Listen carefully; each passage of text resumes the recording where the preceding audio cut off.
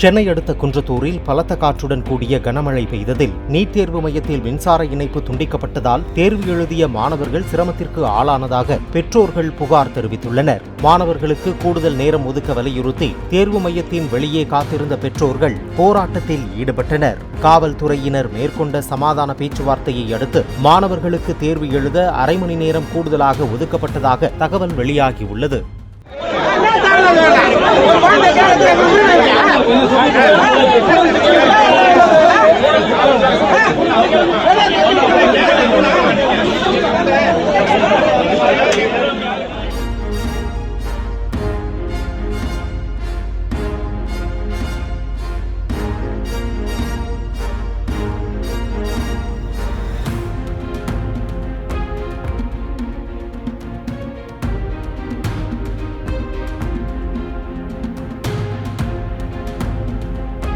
Play store மற்றும் app ஸ்டோரில் இருந்து பாலிமர் செயலியை QR கோடு மூலம் பதிவிறக்கம் செய்யுங்கள்.